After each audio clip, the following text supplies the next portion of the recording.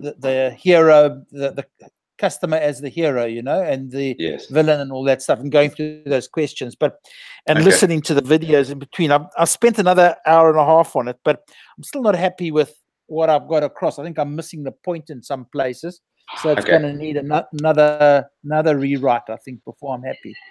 Okay. But yeah, there's lots of it. And I've tried to actually get the book so that I can do a summary of the brand story like you've done of the expert secrets. Yes. But I can't get one here in Hermanus, and they didn't have one when I was at the V&A Waterfront in that exclusive books. Okay. So I want a hard copy so I can make some notes, and you only get half the story when you listen to it on audio because you don't see all the pictures and the diagrams, etc., etc. Yeah. So I don't think the ebook version is available on Scribd, but on Scribd, all of the ebooks that are available on Scribd, you have across all of your devices. So obviously on your phone and your iPad or whatever, but you also have it available on your web profile. So what I had was I had a separate window open with the expert secrets when I was doing that, because the Scribd does have the ebook version of that. And then I would switch between the two windows and copy and paste things onto my Trello board and grab screenshots of the pictures and stuff. So it made the work quite a lot easier than having to transcribe some of the stuff. Now I typed some of the things in, but there's some sections where, you know what, his points are exactly what you want to say anyway. So I just basically copied and pasted those points onto the Trello board, which makes the process of doing that quite a bit easier than doing it on its own. I don't know whether you could do that on Kindle. Obviously not if you're holding the book in your hand. But Scribd does allow you to actually see exactly what you're working on. And this is a separate tool, and I don't know whether you guys would be interested in using this. I've bought a software called Duet, which allows you to use your iPad as a separate screen and a separate workspace. I don't know if you've seen that, but use it, Al. Sorry, Al, you're super quiet. I don't know if your microphone's plugged in or not on. Or...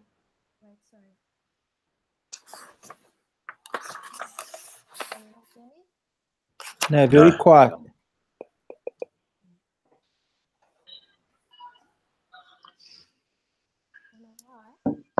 I can hear you, but no, it's really soft.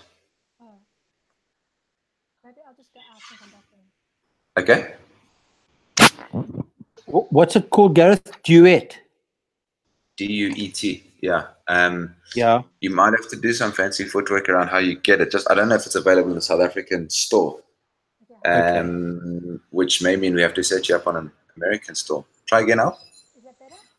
No. We can hear you, but it sounds as though you're like in another room. Try unplug your headset and just see if it's that.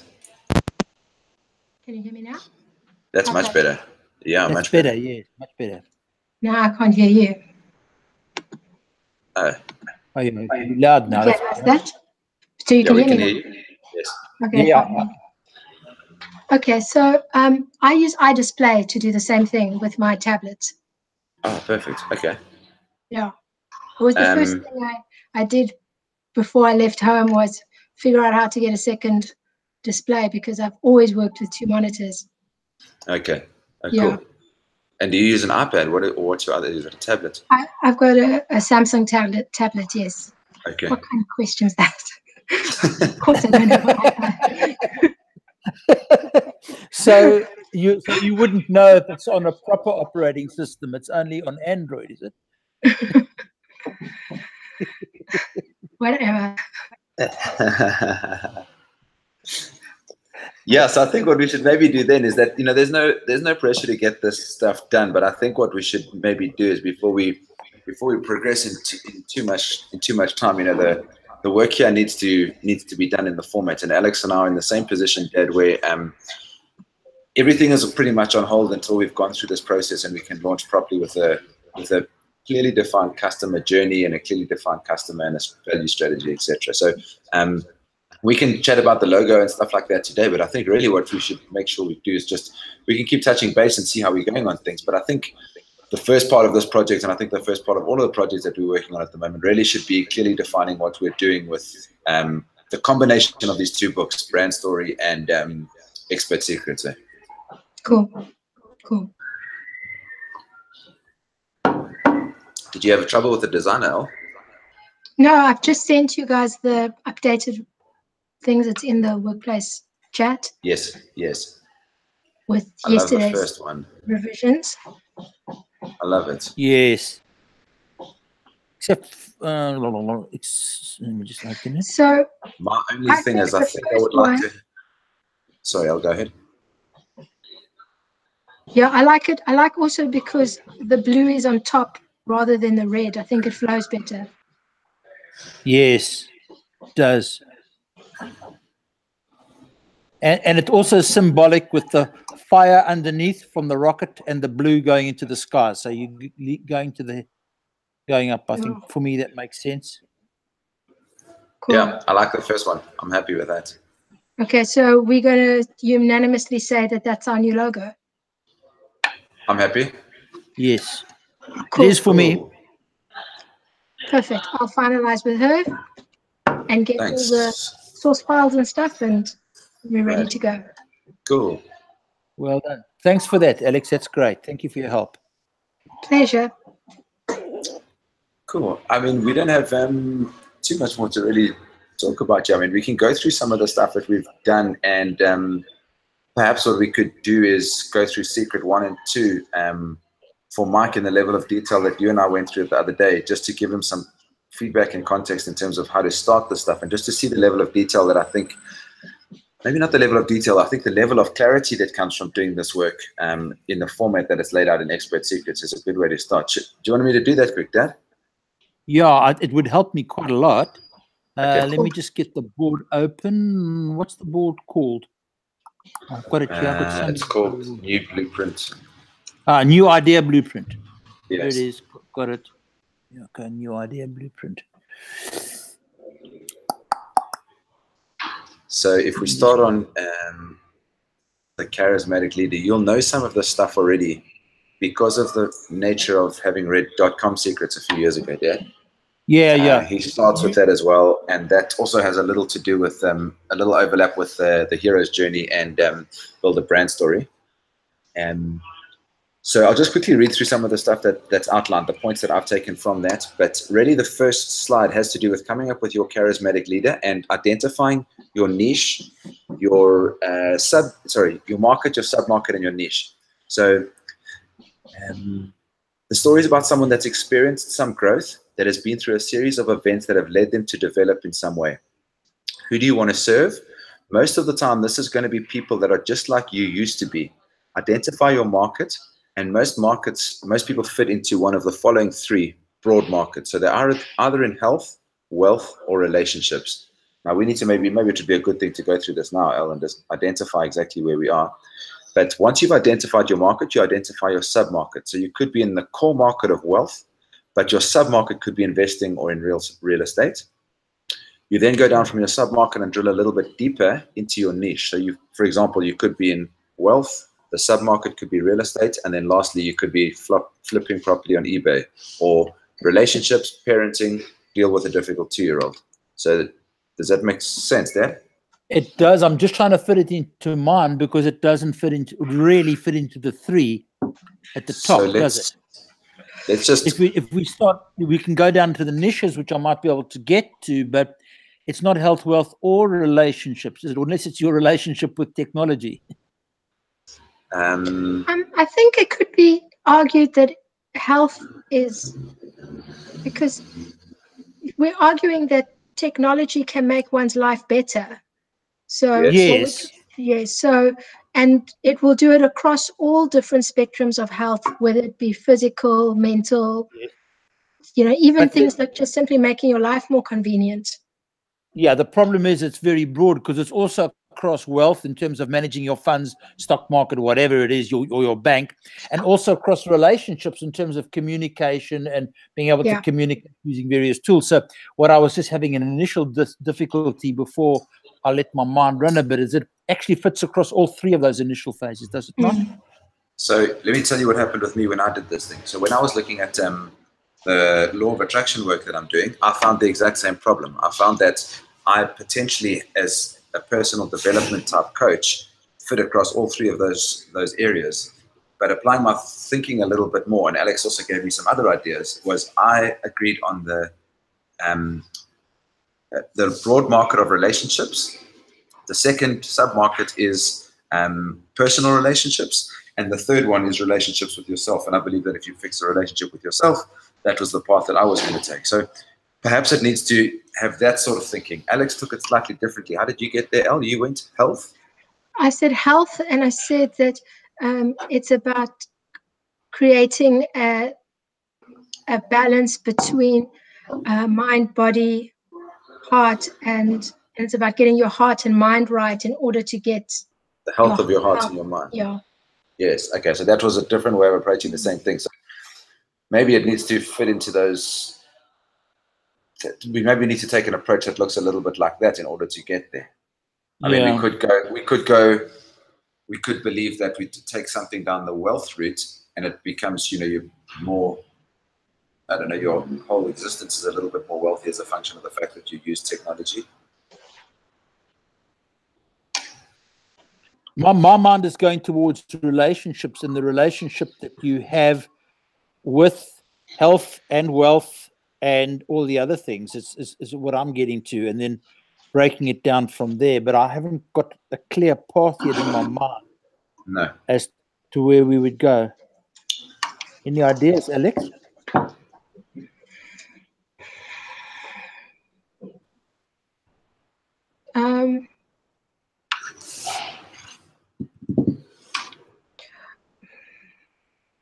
How critical is it that we have to bring it down to one of those three? I mean, at the end of the day, if we get it down to the basic niche. Yes. I think that's obviously more important. As long as that final niche is, sorry, just going to close the door.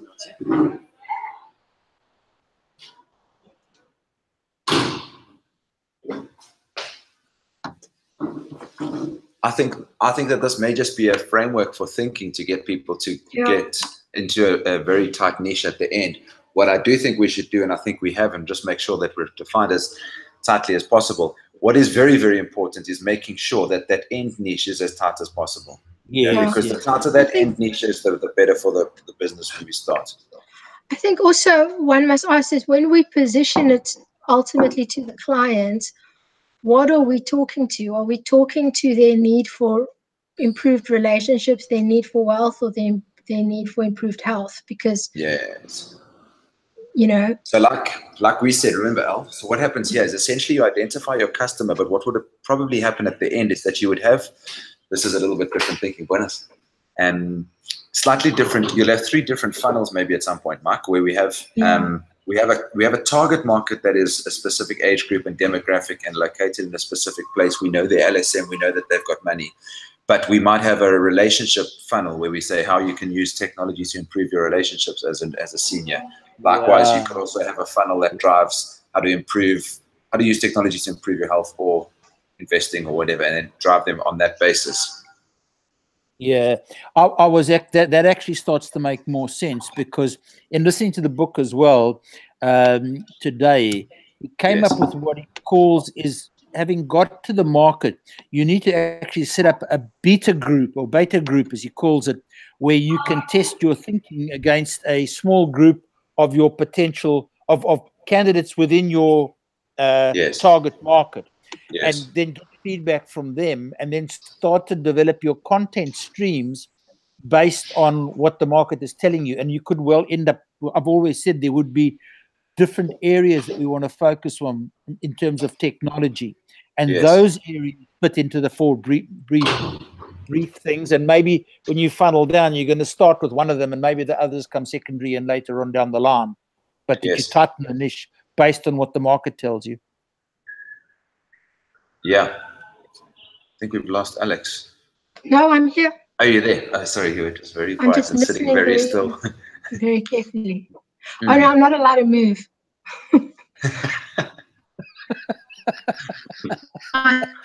And why would that be? So it's all wooden floors, and I'm directly above him on a wheelie chair. So I'm trying not to move the chair so that it doesn't disturb him on his conference call. It's like a really important client. So. Okay, that makes sense. Yeah. And Gareth has to keep the dogs out because they were barking in the background just now. Is that the? Oh, were they? No, they were. No, they were the Mexicans. Oh, sorry, same thing. I thought they were.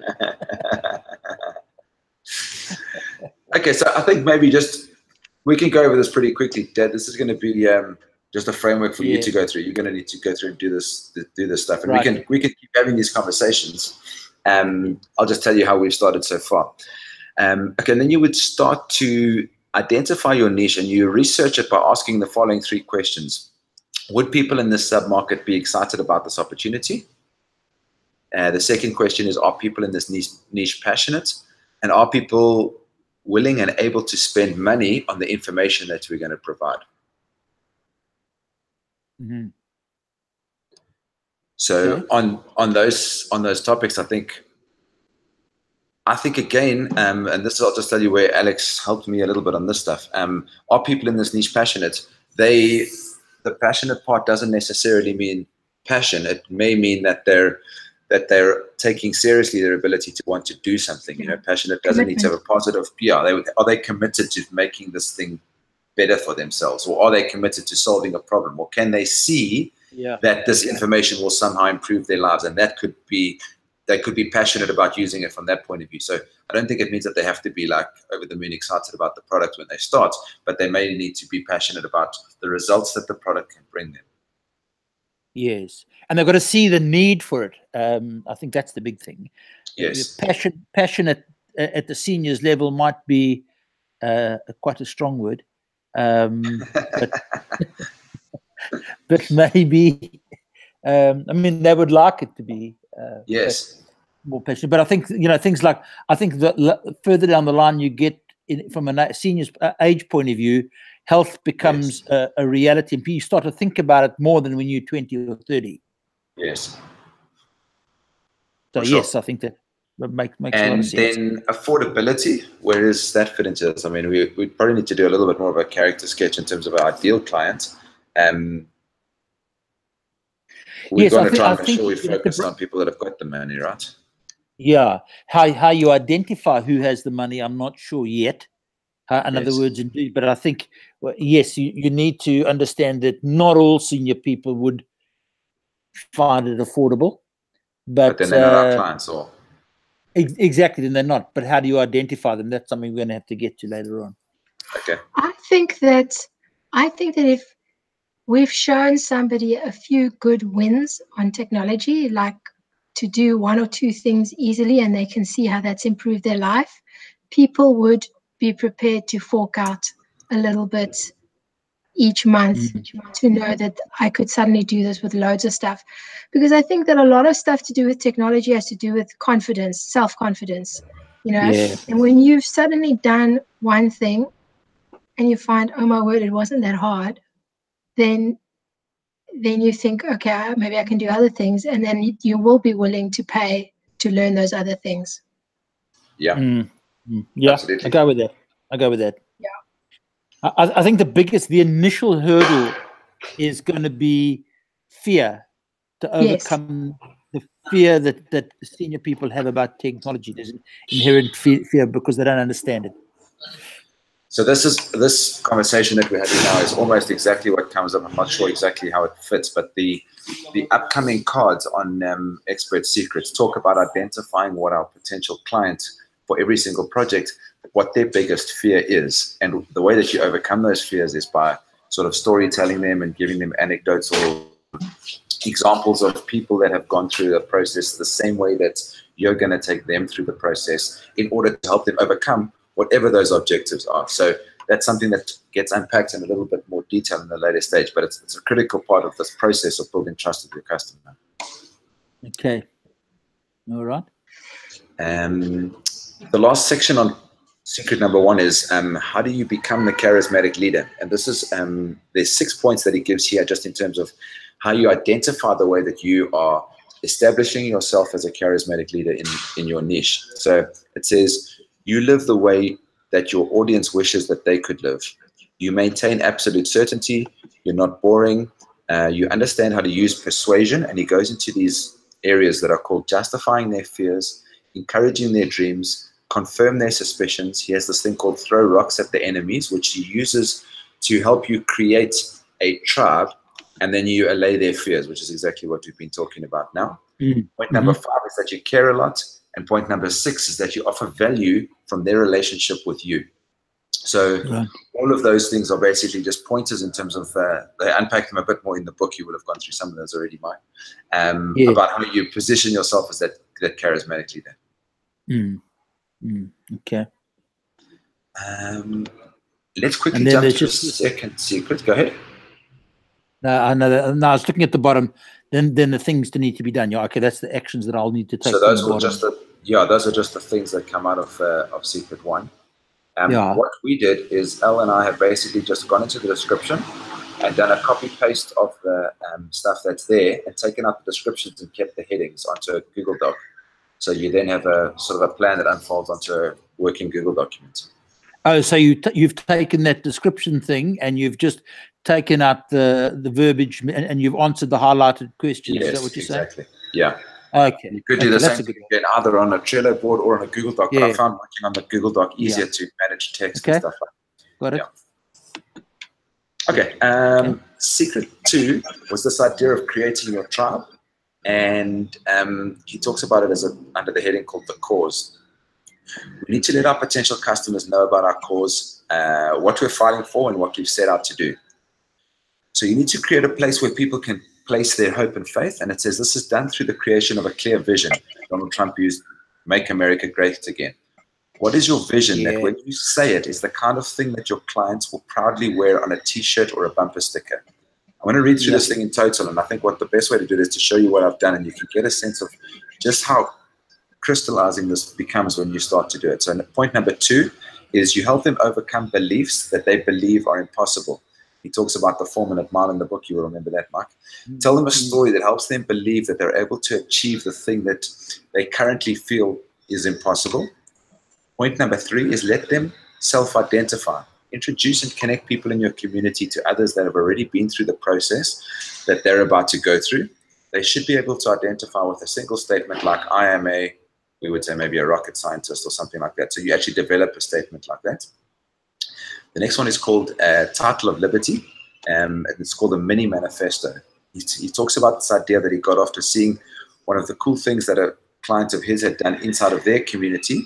And they had all the women save this as a background on their phone. So every time they turned their phone on, there was a reminder of what it meant to be. And in this example, it was called the Lady Boss. So if you go down and have a look at the images at the bottom, Mike, the very bottom one, if you click on that thing, they developed this thing. And Lady Boss, just to give you the background, you might remember it, was this woman in business and, just like a women's motivational personal development group. So theirs is like a lady boss never gives up, gives no excuses, pushes through, spreads sparkle, gets things done. A lady boss takes action, is confident, etc., etc. So once you spend the time unpacking this into this level of detail, and then the next thing is called the manifesto, which is basically the same thing but fleshed out in a little bit more detail, you get to a very interesting and, how do you describe it, El?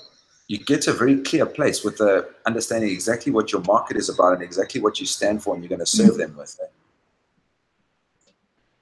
Yeah, I don't know how to describe it other than to say that it becomes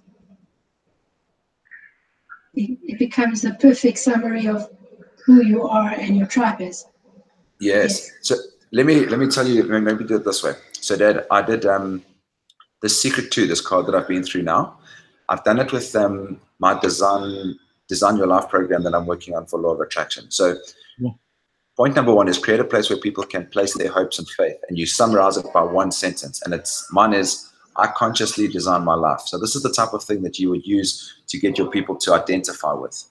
Then you tell them a story to help them believe that whatever they think is currently impossible is now possible. And I'm going to tell them my personal story of where I was and how I've changed my life and stuff like that. And I'll go through that in explaining exactly how I've come up with the Design Your Life process, and I give them a bit of a story of exactly how that works. I then let them self-identify. Because I don't have any people that have been through this program yet, and this is what you were talking about, where he uses that initial beta group, I'm going to have to get some people to come along for free. Alex has got the same challenge in her startup now in Phoenix, where we don't have anybody that's been through the program and has proved success yet. So maybe what you do is the first few people that come through either come through for free, or you use your own story as a way of being able to help them overcome this thing that they currently believe is impossible. But then, then it would be, I am a conscious designer of my life. So this is what I've got for my mini manifesto. Mine at the moment is, I'm a conscious designer of my life. I know what I want. I'm conscious of my thoughts, and the most important relationship is with myself. Then my slightly longer manifesto, this is where you break that out into a little bit more detail, says things like, conscious designers of life are an empowered community of people that have taken ownership for everything that they have in their lives. They understand the concept and the power of the factory and know as fact that this factory creates everything in the world around them. These individuals know that their most important relationship is the one that they have with themselves, because once this is balanced, every other part of their life is balanced, and on and on and on. So I've gone through creating those things, but as I was forced to write those things down, it made it very, very clear about the type of people that I was going to engage with and exactly what I stood for when I started to engage with them. And this is the type of thing that will come out in quite a lot more detail. Before you start writing text for a website, if you've got this stuff already in the background, I think the writing of text for your initial email marketing, when you decide to do your launch video, all of the stuff that we've spoken about comes out quite clearly, because the language that you use suddenly identifies with people and the cause that you've spent this time unpacking. Yes, that makes a lot of sense. Yeah. Branson's one for his, I'll just quickly read you to give you the idea. So he spoke about his funnel hackers as his one, and he talks about his funnel hacker manifesto, just to give you another example. So a funnel hacker is a new breed of entrepreneur. They are smarter, leaner, faster, and free. Funnel hackers wage guerrilla war against big brands and win. Funnel hackers start without a safety net. Venture capital is a 4-letter word, and bootstrap is their middle name. Funnel hackers never go public because their product serves the public, not a board of directors. Funnel hackers never ask for permission and are never shackled to investors. Funnel hackers create value and put ethics before conversions. If you ask the MBAs or look at their college textbooks, they will tell you that what funnel hackers are doing is impossible, yet it's happening every single day. And then this is his manifesto. Funnel hackers define their own destiny. They create their own luck. They build their own empires, and they change the world. And his thing that he uses, you might remember from the book, is he says, funnel hackers are motivated knowing that they are just one funnel away. I'm a funnel hacker. Yeah. So he spent a lot of time developing that. But I think in terms of what it was, and this is something that he's done so well and he's articulated so well for this reason. Alex and I have spoken, you and I have spoken, the Keep It On Core team and I have spoken quite a bit about, specifically in Branson's business, really, I feel like I'm just one funnel away. If I can get that one thing that works, I know that it's going to work. And what Branson says is, if you can get your customer to believe what you currently believe is impossible, and you can overcome their biggest fear, that one sentence. So let's say, for example, if I can get Gareth Pickering to believe that funnel hacking is the way to go and that he can do it without spending too much money, then he's got no choice but to go with me and pay me whatever it is I give him. And it really makes sense, because if I could get a funnel that converted at a price that was better than what it cost me to drive that traffic there in the first place, I would be prepared to pay anything for that.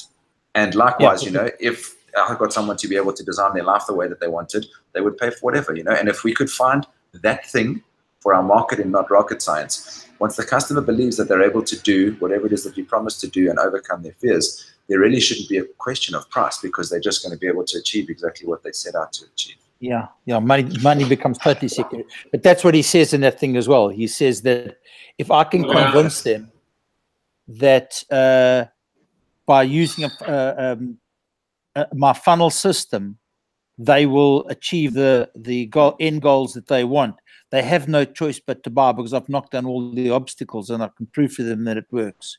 So there is no choice in making that buying. Absolutely. Yeah. Okay. So that's as far as I've got with my project and this template so far. Alex had a swing at it. We did a little bit for Ignite on the weekend, and we got a bit more work to do there. But that's sort of the level of detail that I want to go to with other stuff that I'm busy with. And for me, it starts to make sense. And I think, like I said to Alex, well, I'll tell you actually what I'm doing as well, Mike. I am going to do a completely separate, I'm going to go with exactly what Branson says, and I'm actually going to implement ClickFunnels as a platform into the Design Your Life program and follow his program step by step and document what I'm doing there. And that may or may not become the strategy that we choose to consult with in Design Your Life and maybe use for Not Rocket Science going forward. I mean, Are you going to actually use it? Are you going to use his actual ClickFunnels model? Yes, and I'll tell you why. And his tool as well. Yeah, and I'll tell you why. Because really what happened is, and sorry to repeat the story, Al, I just wanted to give my dad the backstory, yeah?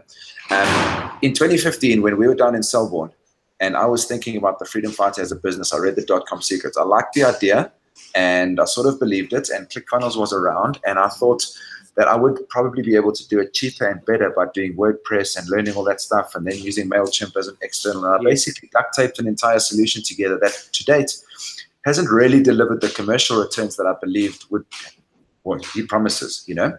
And so I'm starting to feel that I've been a little bit short-sighted in terms of trying to save whatever it costs. ClickFunnels, I think the version is like $100 a month or whatever. But if this is the thing that works, $100 a month is not a lot of money to be able to get a project up and working quickly. Because when you start to look at ClickFunnels, and I haven't done too much more work in it, it does every single thing that he outlines in this book in one place. We are trying to do every single thing in this book because we now start to believe that this is the right method. By duct taping WordPress and a separate plugin for a bot and a separate plugin for your emailing list and a separate plugin for a social proof pop-up and a separate plugin for blah, blah, blah, blah, membership and LMS, etc. So all of this stuff starts to become a cheaper solution, but it's quite a lot more timely to implement. Payment gateways are always a separate thing. So it's Stripe integrated with MemberPress with a piece of duct tape, and everything inside ClickFunnels is all in one place. So I'm going to try it in my business and see how it goes. And maybe this is going to become the solution that we either consult on or change or whatever, because while $100 a month seems like a lot of money, when you think about what it does, and if this was bringing in, you know, $2,000 or $3,000 a month, it's not money at all. You know, if it takes the time from idea, from the day you start building your websites to your first customer, from 6 months to 2 months, because you don't have to spend all that time building a website and testing stuff, then it's worth it. You know, I mean, we should be charging $100 an hour for our time anyway, probably more than that. So $100 a month doesn't feel like too much. The other thing that I spoke to Al about is that he's subsequently developed all these add-on products which basically tie in directly. So when you want to make a landing page, it basically creates directly in ClickFunnels. If you want to create, let me tell you from the other side, as a process. So let's assume we understand that there might be 3 different funnels for not rocket science. One of them is tech, one of them is health, the other one might be wealth, and the other one might be relationships. When the customer goes on the front end, what happens is he says, what happened for me when I went onto ClickFunnels, as I said, he said, what type of business are you? And I clicked 1 or 2 things, and I then said, I'm a coach. Every single piece of communication that comes from Russell Brunson now says, hey, how's it going setting up your coaching business? He has a story about another guy who's a coach who used ClickFunnels to build his business. Cool idea. At the end of it, listen, other successful coaches have blah, blah, blah, blah, blah. So the targeted communication that comes through as a function of defining up front exactly which funnel I went into meant that every single piece of communication that I've got subsequently is really relevant and targeted to me and my business. So if we ask the question up front for someone who wants to use technology for creating wealth, we would give them case studies and ideas and targeted communication for a potential around wealth, sending them down that particular path as opposed to this general communication, which, and you can do this stuff, let me not take anything away, you can do this stuff around segments and tags in MailChimp and in bots and stuff like that, and I know Alex is doing some of it, but it's manual. It all happens in one place. Yeah, it all happens in one place using ClickFunnels. Right, yeah, okay. It makes a lot of sense if we can prove that it works. We can prove that. I don't know. You know, the proving is not always as simple as I think it would be. But I'm going to give it a try anyway and see, because I've tried for 3 years other ways and I've learned a lot. But I don't know that I've necessarily achieved the results that I may have been able to do had I started this at the very beginning. You know. And sometimes it's better to learn of someone else's mistakes, because as he says, he spent 10 years getting this right. You've spent 3 years getting a lot of it wrong, and it'll eventually come right, and you'll eventually build a system that's already available. Yes. So, yeah. Cool. So I'll keep you guys posted on my journey with ClickFunnels. Perfect. Cool. What do you say, Al? Anything from your side? No, nothing at this stage. I'm good. How's your run? Very good. Yeah? Very good. I shaved almost 4 minutes off last Monday's time. Wow. On 4 minutes? On a 5K. Wow. 4 minutes on 5Ks. That's excellent. Yeah. I had a mantra this morning. It helped. A mantra? Yes. Nice. Very cool. But it was weird. Like the whole week, it's been tough. Like I've been going up and down, slower, and so on. And then this morning, it just like felt right. It's good. Perfect. Excellent. Tomorrow, I'll probably like slip back like 5 minutes. So. Yeah, that's going to happen. Expect that. And then be okay with that. Hmm? And then be okay with that. Oh, yeah, totally. Be really happy that that's happened, to understand the contrast of what it's like to run 4 minutes quicker. Yeah, that's cool. If you've done it once, you can do it twice, eh? Yeah. Let us know when you've done a 4 minute mile. Sure. Next week. Yeah. We want you to film that one. All right, dude. So what do we need to do here? The other action items that are outstanding. I think we need to get through this work. Do you want to apply your mind to some of this stuff first, Mike?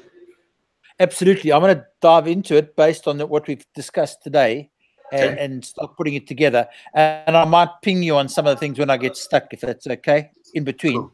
And then we can give it as long as you guys are ready, because I think we've got a logo now. I don't know whether we need to start looking at a bar line underneath it, because sometimes that's a good thing to have. Do you subscribe to that? I do. I think it's probably going to come from the work that you're doing now. I think it's something we should try to think about until we've gone through this process, because I think, and as I said now, I think everything that we think about going forward, we only really get to think about clearly until once we've gone through this initial planning phase of work, you know. So, for example, a bar line may be one of overcoming fear or overcoming their largest objection or whatever those things are. So, I think we could use one, but maybe we should wait until we get the open files of this logo, right? So we can add a bar line. I've just requested to her now. She's going to send us. She sends us the source files, vector files, which I don't know what they are. She'll do a 3D mock-up for us, and the transparency files, and there's one other thing she'll do, and then just a principal resolution file. Okay, cool. So that we'll get a full package now. I've just let her know which one we've selected. And perfect, cool. And then just double check that we get the font file. That probably comes with it as Yeah, well. I'll ask her what that is. Yeah. I've asked her for the logo combination, and then also separately just the image and the writing. So it should be 3 files. Perfect. Cool. Sounds good. All right, guys, let me just give you some other feedback on 1 or 2 other things. I haven't yet managed to finalize, although I spoke to Elle a little bit briefly about it. The idea of having a full-time person to be able to create content and do some of our admin and stuff like that. I'll give you more feedback on that when I get it. I didn't get to speak to Glenda last week because she's writing, doing an assignment. So I'll chat to her and see what her timing is available. But again, pretty soon, I think we want to get to a stage where once we've agreed what this plan is, someone that can push the buttons and do the administrative work to help us get this stuff going. Yeah, I buy into that. But she will manage the content writers and that sort of thing. So you'll write the basic stuff, and that you'll have an editor, maybe a proofreader, and she will really manage that. So you end up with final content after you've given the input. Is that the kind of flow that you're looking at? I think the flow depends on each brand and each person's budget. So depending on what you want to do, I think each business is going to have its own content strategy in terms of what that is. And each brand is going to have, depending on what it is, like a social media plan. And what I want to do is I want to get to a stage where a slightly more skilled person like a Glenda understands our brand and exactly what we're trying to do, and sits sort of maybe even in on these types of meetings, so that she takes an idea of what the brief will be from us. And then she manages a couple of button pushers and things like that, because she's, I think she's too smart to spend time doing silly video editing stuff, although I think she should know how to do it. I don't think she should do it because it's pretty long and time consuming. But if she could then, with the backstory of knowing exactly what our strategy is for each of these brands, she could then say, right, take the following video content and get someone else to basically cut it up and put the title screens on and stuff like that, and manage a YouTube channel and stuff like that. And so she could be managing a team of people around that, depending on what that is. So for not rocket science, it might be one thing. For Elle's business, it might be separate. For mine, it might be different again, depending on which channels we decide we're going to build on. Yeah. Okay. And then you can probably get some young, like a equivalent of a varsity student or a young person that could do the actual clipping and cutting and doing it, because they probably do quite a good job on that, you know? Yeah, we found an outsourced company in the Philippines specifically for video editing, and you can get a person working, I think it was 30 hours a week for about $400 a month, $400 or $500 a month, a full-time person. And that person would then be literally your resource to use on a full-time basis to be able to do video editing. So if we've got video content that needs to go out across 5 companies, we could probably keep one person pretty busy. And if they were working underneath Glenda, they might be able to do a few other things as well. Just decide exactly what stuff we want out there. Glenda can take a brief, and she doesn't even have to be doing 40 hours a week. She can be doing 10 hours a week at a slightly higher rate. But then we split the cost of the video editor according to the amount of work they do for each project, and then each project pays a proportion according to that stuff. So what I really want to get to is just to give you the story I told you again. But like, I want to be able to have this meeting, hang up the call,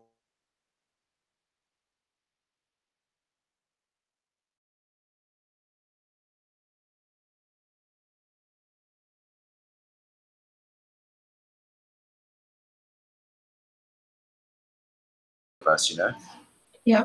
And I don't have as much time left on this mortal coil as you do, so I want you want to be doing other stuff. Yeah, exactly. Yeah, I want to be doing other stuff as well. Yeah, and you know, like I think Alex said as well, it's important that we know how to do a lot of this stuff, you know, Yeah, sure. And we should get our skills up to speed to a level where we know how to do it. But then just identify the stuff that you want to be doing, and then do that stuff. And the stuff that you can outsource that you don't want to do, or is not valuable, or you just hate it, just outsource it, because, you know, it really doesn't make sense to spend time doing shit you don't want to do. Correct. Ari Mazel. Who's that? Ari Mazel. Ari Mazel. Who's that? He's a guy that he outsources everything. Oh, no, I haven't. Yeah, read his book. He's now started a company where you can get outsourced resources from him, because he says exactly the same thing. Yeah. Okay. Cool. Ari. How about it? Ari. A-R-I. Yeah, hurry up. Hurry up, yeah. Okay. Like it is. Let's go and drink wine. Okay, Hurry up. thank you. Ciao. Send love to Mom. Els, stay here. I want to talk to you. I will do. Okay, I'm right here. Ciao. Cheers, Mike. Okay. Bye, Mike. Just don't roll the chair. No. Ciao. Bye.